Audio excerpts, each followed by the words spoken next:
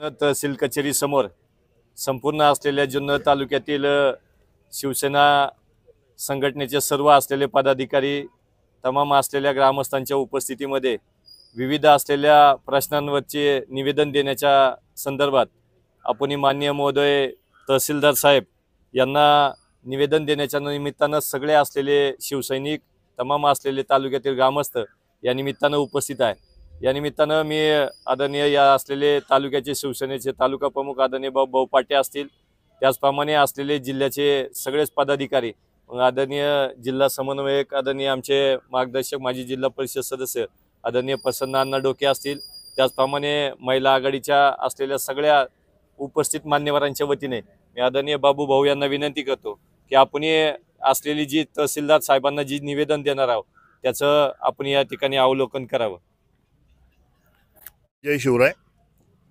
खरं तर आज शिवसेनेच्या वतीने माननीय तहसीलदार साहेबांना आमच्या सगळ्या पदाधिकाऱ्यांची त्या दिवशी मीटिंग झाली आणि त्यामध्ये असं ठरलं गेलं की पेमदार या ठिकाणी जे कला केंद्र होतंय, खरं तर तालुक्यात पहिली 2 कला केंद्र आहेत आणि त्यांच्या बाबतीत अत्यंत वाईट असे विषय सातत्याने कानावर येत असतात आणि अजून एक तिसरं वरच्या भागामध्ये जर हे कला केंद्र झालं तर गुन्हेगारी असेल, व्यसनाधीनता असेल, ह्या गोष्टींना मात्र चालना मिळायला मदत होते आणि त्या माध्यमातून सगळ्या पदाधिकारी असतील, तिथले स्थानिक रहिवासी असतील, स्थानिक रहिवाशांचे बऱ्यापैकी फोन तिथल्या सगळ्या आपल्या तालुक्याच्या पदाधिकाऱ्यांना आलेत आणि त्यांच्या माध्यमातून खरं तर हा एक विषय तहसीलदार साहेबांना सांगायला आम्ही सगळेजण इथं निवेदन द्यायला आले की पेमदाऱ्याचा जो विषय आहे तो थांबवण्यासाठी किंवा तिथल्या स्थानिक लोकांच्या सगळ्या म्हणणं ऐकून, गाराने ऐकून तो आपल्याला थांबवण्यासाठी काय करता येईल यासाठीचा पहिला विषय। दुसरा विषय भूमी अभिलेख कार्यालय असेल किंवा सर्वसामान्यांना जे इथं महसूलला हेलपाटे मारायला लागतात त्या संदर्भातला एक विषय आहे की जेणेकरून आपली यंत्रणा ही गतिमान व्हावी। सर्वसामान्य लोकांना मावळातून येणं असेल किंवा पूर्वपट्ट्यातून येणं असेल, हे सातत्याने एका कामासाठी, सोप्या कामासाठी 3-3, 4-4 चक्रा मारावे लागतात, हे कमी व्हावं यासाठीचं दुसरं निवेदन असेल। आणि तिसरं निवेदन खरं तर आपण शरददादांच्या माध्यमातून पर्यटन तालुका आपला घोषित झाला। पर्यटन तालुका होत असताना आपल्याकडं पावसाळ्यामध्ये मग आपला माळशेज घाट असेल, वरती नाणेघाट असेल, दाऱ्या घाट असेल, फोपसंडी असेल, अशा विविध ठिकाणी अनेक पर्यटक हे पुणे, मुंबई, नगर या सगळ्या भागातून येत असतात। विशेषतः शनिवार रविवार त्यांचं येणं जास्त असते, पण त्यावेळेस मात्र आपल्याकडं प्रशासनाची कोणतीही गतिविधी तिथं आढळत नाही। म्हणजे पार्किंगला सुद्धा तिथं जागा गाड्या लावायला मिळत नाही। तहसीलदारांना विनंती हीच आहे की आपण नुसतं पर्यटन तालुका म्हणून चालणार नाही, तर त्या संदर्भात आपल्याला काम केलं पाहिजे आणि त्या संदर्भात आपण आपल्या स्थानिक प्रशासन, पोलीस अधिकारी असतील किंवा तिथल्या स्थानिक तिथल्या लोकांना सांगून आपण जर गाड्यांचं चांगलं नियोजन केलं, तिथं जर उत्तम सुविधा द्यायचा प्रयत्न केला, तर जे पर्यटक आता काही शेकड्यांच्या संख्येने येतात तर ते हजारांच्या संख्येमध्ये निश्चित स्वरूपात यायला मदत होईल आणि त्या माध्यमातून जो तालुक्याचा आपला सगळ्या रोजगार आहे तो वाढण्यासाठी मदत आहे। अशा वेगवेगळ्या प्रश्नांवर शिवसेना परिवाराच्या वतीने आज हे तहसीलदार साहेबांना निवेदन द्यायला आम्ही सगळे इथं मंडळी उपस्थित झालो आहोत। वेळोवेळी जसजसं आपल्याला जे काही समस्या जाणवतील त्या माध्यमातून तहसीलदार प्रशासन यांनी खरं तर सर्वसामान्य लोकांची, जनतेची कामं ही अधिक गतिमानतेने करावी ही विनंती करण्यासाठीच त्यांच्याकडे इथपर्यंत येऊन आम्ही सगळी मंडळी पोहोचलोय। बाकी मला वाटतं पुढचा विषय प्रसन्न अण्णा आपल्याशी थोडंसं बोलतील। शिवराय, आज जुन्नर तालुका शिवसेनेचे तालुका प्रमुख सन्माननीय भाऊ पाटे यांच्या नेतृत्वाखाली जुन्नर तालुक्याचे प्रशासकीय प्रमुख सन्माननीय तहसीलदार साहेब यांना निवेदन देण्यासाठी जुन्नर तालुका शिवसेनेचे संपूर्ण कार्यकारिणी या ठिकाणी उपस्थित आहे। प्रमुख विषय जो आहे तो भाऊभाऊने या ठिकाणी सांगितलेला आहे की पेमदारा या ठिकाणी होणारं कला केंद्र आणि त्याच्या संदर्भात स्थानिक ग्रामस्थांच्या असणाऱ्या तक्रारी आणि जुन्नर तालुक्यातून या बाबतीमध्ये संपूर्ण या विषयावरती झालेली चर्चा या अनुषंगाने जरी त्याला शासकीय परवानगी मिळालेल्या असल्या तरी ते होऊ नये, कला केंद्र होऊ नये याकरता निवेदन देण्यासाठी या ठिकाणी सर्व शिवसेनेचे पदाधिकारी या ठिकाणी उपस्थित आहेत. तालुक्यातील विविध प्रश्न आहेत, त्या प्रश्नावरती या ठिकाणी शिवसेनेच्या माध्यमातून मान्य तहसीलदार साहेबांचं लक्ष वेधण्यासाठी या ठिकाणी आम्ही सर्वजण उपस्थित आहोत. एक आम्ही जे विविध प्रश्न याची मांडणी विधानसभेत करण्यासाठी आम्ही तातडीने लवकरच या शिवसेनेचे आमचे सहयोगी सदस्य मान्य शरददादा सोनवणे यांच्या समवेतही आम्ही बैठक घेतलेली आहे. त्याही संदर्भामध्ये जे प्रश्न आहेत ते विधानसभेमध्ये शासनाच्या माध्यमातून सोडवण्याचा प्रयत्न करण्याचं आदरणीय शरददादा सोनवणे यांनी या ठिकाणी आम्हाला सांगितलेलं आहे.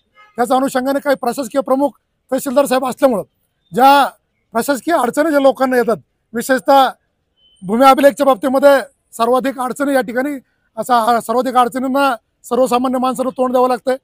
महसूलच्या बाबतीत सुद्धा पारदर्शकता यावी आणि गतिमानता यावी याकरता आज या ठिकाणी भेटून तहसीलदार साहेबांना भेटून आम्ही या ठिकाणी निवेदन देणार आहोत. नवनिर्वाचित शिवसेना कार्यकारिणीने जे आदरणीय ज्यांनी आम्हाला बाळकोड हिंदुत्वाचं दिलं, नवनवं समाजकारणाचं दिलं, 20% राजकारण 80% समाजकारण, त्या हिंदू हृदय सम्राट बाळासाहेब ठाकरेंच्या शिकवणीनुसार या जुन्नर तालुक्यात विविध प्रश्न हे शिवसेनेच्या व्यासपीठाच्या माध्यमातून शासन स्तरावर मांडण्यासाठी या ठिकाणी नवनिर्वाचित कार्यकारिणी या ठिकाणी उपस्थित झालेले अत्यंत जोमाने ही नवनिर्वाचित कार्यकारिणी काम मान्य भाऊ पाटील यांच्या नेतृत्वाखाली काम करत आहे आणि ती या ठिकाणी उपस्थित झालेले सर्वांच्या या ठिकाणी मनपूर्वक आभार मानून थांबतो. धन्यवाद. जय शिवराय. हो, आपण जे भीमधारा कला केंद्राबद्दल आपण जे सांगतायत की ते व्हायला नकोय, मग आपल्याच नारायणगाव पोलीस स्टेशन हद्दीमध्ये 2 कला केंद्र चालू आहेत. मी पहिलंच म्हटलं ना की ते आता अनेक वर्षापासून तिथं चालू आहे. तिथल्या स्थानिक रहिवाशांशी सुद्धा बोलून त्या संदर्भात आपल्याला काही करता येते का या संदर्भात सुद्धा, कारण तिथं आत्ता जे आहे भीमधाऱ्यातल्या अनेक नागरिकांनी फोन करून सांगितलंय आणि त्या माध्यमातून हा विषय घेतलाय. ही सगळी मंडळी यांच्या गावामध्ये कला केंद्र आहे, त्या स्थानिक रहिवाशांशी बोलून त्याच्यावर काय आपल्याला निर्णय घेता येईल तो विषय घेऊ आपण. आपण सांगितलं तिथेच एवढी गुन्हेगारी पाहतोय. हो, पाहतोय. ते बंद व्हायला पाहिजे. नाही, निश्चित स्वरूपात बंद व्हायला पाहिजे. पण आता कायदेशीर थोड्याशा कायदेशीर आपण सगळ्या गोष्टी तपासून मग त्याला ग्रामसभेचे काही ठराव घ्यावे लागतील, त्या माध्यमातून शासनाकडे पाठपुरावा करावा लागेल. पण जे काही शक्य आहे, कारण गुन्हेगारी होतीच हे तुम्हालाही माहिती आहे मलाही माहिती, माझ्यापेक्षा पत्रकारांना जास्त माहिती कुठल्या पद्धतीने काय गुन्हेगारी कशा पद्धतीने होती आणि त्या माध्यमातून निश्चित स्वरूपात हा विषय आपल्याला धसास लावला पाहिजे. धन्यवाद. नारायणगावला तिकडे स्थानिक लोकांची तक्रार म्हणून कारवाई अजून ते चालू व्हायचंय ना साहेब. परमिशन कायदेशीर परमिशन मी तेच म्हणतोय ना, आम्ही तोच सांगायला आलोय की नवीन होऊ नये. जुन्यांच्या बाबतीत तिथल्या स्थानिक पातळीवर जे काही तिथल्या स्थानिक रहिवाशांची मागणीनुसार ते काम आताही तिथले स्थानिक रहिवासी म्हणून हा विषय आपण घेतोय आणि त्या माध्यमातून खरं तर कशा पद्धतीने परमिशन दिली ते तहसीलदार साहेबांनी बघायला पाहिजे. त्या माध्यमातून आम्ही तहसीलदार साहेबांपर्यंत आता पोहोचतो. काही कला केंद्रांना अशी भूमिका स्पष्ट का नाही? आहेच की स्पष्ट भूमिका तशीच आहे. पूर्वीच्या याच्यावरती ज्या परमिशन दिलेलं आहेत कायदेशीर त्याच्यावरती कदाचित कायदेशीर प्रश्न तयार होऊ शकतो, म्हणून त्याच्या बाबतीत कायदेशीर लढाई देणं हे आमच्या हातामध्ये आहे. आणि त्या अनुषंगाने ग्रामसभेचे लागणारे ठराव पूर्वीच्या बाबतीमध्ये ग्रामसभेचे लागणारे ठराव इतर बाबी जनजागृती हे जनजागृती केलंच जाते, परंतु नव्याने होऊ नये. आपल्या सर्वांना माहिती आहे की 8-15 दिवसापूर्वी शेजारच्या तालुक्यामध्ये किंवा आपल्या जिल्ह्यामध्ये एका कला केंद्रावरती गोळीबाराची घटना घडलेली. असे प्रकार घडू नयेत. आणि मी परवाच दिवशी सांगितलं की या अशा पद्धतीचे आदर्श या तालुक्यातील तरुण पिढी पुढे राहू नयेत, याच्याकरता एक कला केंद्र होऊच नये.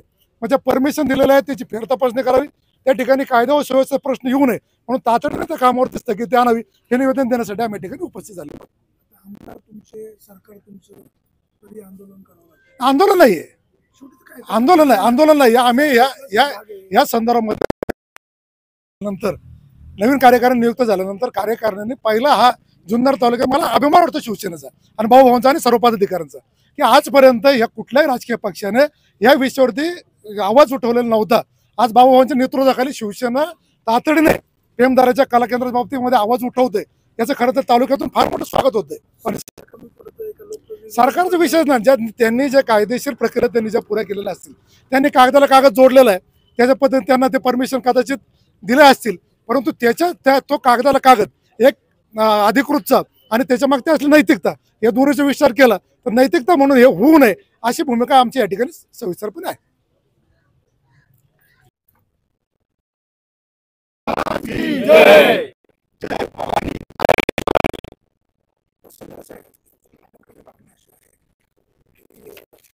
पट्ट्यामध्ये जे कला केंद्र सुरू होणार आहे त्या संदर्भात ते सुरू होऊ नये अशी यांची मागणी आहे.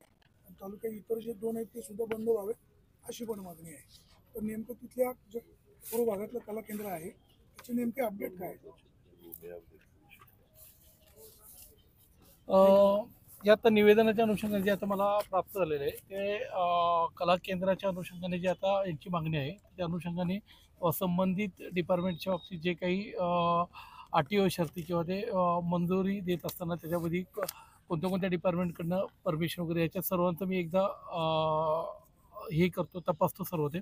आणि त्याच्या अनुषंगाने हे ज्या लोकांच्या तीव्र भावना आहेत तालुक्याच्या, कारण गेले 5-6 दिवसापासून आता निवेदन तर आलेलंच आहे, परंतु आपल्या विविध जे आपले प्रसारमाध्यम आहेत त्यांच्या माध्यमातून पण ह्या गोष्टी आमच्या निदर्शनास आल्या किंवा कानावर आल्या किंवा लोकांची जनभावना आणि लोकांची जी मत आहे की याचा विचार करून निश्चितच आपण याच्यावर कायदेशीर कारवाई करण्याच्या अनुषंगाने की हे मी जिल्हाधिकाऱ्यांकडे हा प्रस्ताव तसा पाठवून देतो. नेमकी तरतूद काय आहे? नाही, कला केंद्राच्या बाबतीत आता सांस्कृतिक विभागाकडनं काय येते मलाही तपासावं लागेल. मी एकदा हे करून घेतो. आणि याच्यामध्ये की आमच्याकडं की ज्यावेळेस की विविध डिपार्टमेंटचे एजन्सी वगैरे असते, जसं एखाद्या ठिकाणी जर तुम्हाला कमर्शियल काही करायचं असेल तर त्याला आमच्याकडनं अकृषिक परवानगी असते, बांधकाम परवानगी त्यामध्ये टाऊन प्लॅनिंगकडनं असते, त्यानंतर पोलीस डिपार्टमेंट असेल किंवा पंचायत समिती असतील की त्यांच्या एनओसीज असतील, या सगळ्या गोष्टी पाहूनच मग त्यामध्ये याच्यामध्ये परमिशन हे दे. पूर्वी करमणूक विभागाचं जे कामकाज जे असायचं ते महसूल विभागाकडनं चाललं जायचं, परंतु आता करमणूकच्या संबंधित जे आहे की त्या महसूल विभागाकडनं केलं जात नाही, तर पोलीस डिपार्टमेंटमधनं त्यामध्ये परवानगी असतात. परंतु परवानगीचे पण त्यामध्ये वेगवेगळे प्रकार आहेत. त्यामध्ये यांना कोणते दिलेलं आहे की त्याच्या बाबतीत आम्ही एकदा तपासून घेतो आणि मग त्यामध्ये याच्यात परमिशन भेटली नाही भेटली, कारण मला प्रसारमाध्यमाच्या बातम्या जी पाहिलं की त्यामध्ये परमिशन दिले असं आहे, परंतु त्यामध्ये की कोणत्या प्रकारच्या परमिशन दिल्या, कोणत्या एनओसी दिल्या, ते एकदा आम्ही तपासून त्याच्या अनुषंगाने ज्या परमिशन दिलेल्या आहे त्या पण, आणि आता त्यामध्ये लोकभावनेच्या अनुषंगाने की जे आपल्या इथांच्या लोकांचं, कारण शिवजन्मभूमीत चालू असणार आहे, शेवटी याच्यामध्ये जर लोकभावना विरोधाच्या भावना असतील तर त्या निश्चितच आम्ही शासन दरबारी याचा आमच्याकडनं अहवाल. आपल्या कार्यालयाच्या माध्यमातून कुठली परवानगी दिली जाते का? आमच्या कार्यालयाच्या माध्यमातून जर दिली तर आम्ही अकृषिक जे तात्पुरता अकृषिक असतो किंवा अकृषिक असते त्याच्यामध्ये पण म्हणजे MRTPच्या बाबतीतली तरतूद अशी आहे की कोणत्याही याच्यामध्ये जर तुम्हाला बांधकाम परवाना घ्यायचा असेल तर ती फाईल ही PMRDकडे किंवा टाऊन प्लॅनिंगकडे जात असते. आपल्या तालुक्यामध्ये PMRD आता नाही, आपल्या तालुक्यामध्ये टाऊन प्लॅनिंग, आणि टाऊन प्लॅनिंगमध्ये तिथं सगळं बांधकाम त्यांचा अनुज्ञेय जर असेल तर त्याच्या अनुषंगाने अकृषिक आकारणी करण्यासाठी जी सनद दिली जाते त्याच्यासाठी आमच्याकडे फाईल येते. ह्या म्हणजे कला केंद्र नाही, परंतु ह्याच्या बाबतीत ज्या जागेच्या बाबतीत जी फाईल आहे आमच्याकडं अकृषिक आकारणीची फाईल आमच्याकडनं याच्यावरती आलेली आहे. त्यामध्ये आम्ही अकृषिकसाठी त्याच्यामध्ये त्याचं प्रयोजन काय हे आम्हाला हे नसतं. टाऊन प्लॅनिंगकडनं जी फाईल आलेली आहे त्याच्यामध्ये आमच्या ह्याच्यात जरी दिली तर आम्ही सनद देणार अकृषिकची. एखादा जर तुम्ही कमर्शियल आस्थापना जर करत असाल, रेसिडेन्शियल करत असाल तर त्याची बांधकाम परवानगी जी टाऊन प्लॅनिंगकडे असते तिथं फक्त अकृषिक आकारणी आम्ही करून देतो. सर, आता जे कला केंद्र आहेत त्या संदर्भात गुन्हेगारी प्रवृत्ती वाढत चाललेली आहे अशी चर्चा तालुक्यात जोरदार चालू आहे. ते पोलीस स्टेशन त्याच्यावरती तुम्हाला जास्त म्हणजे त्यावरती गुन्हेगारचे पोलीस तहसीलदार स्टेशन म्हणून सर आपण काय करू शकतो? कारण कसं नाही, त्यामध्ये मी सांगितलंच ना की याच्या अनुषंगाने आपल्या ज्या भावना आहेत त्या संबंधित डिपार्टमेंटला आम्ही पत्रावर पण करणार आहे आणि वरिष्ठांना पण हे सादर करणार.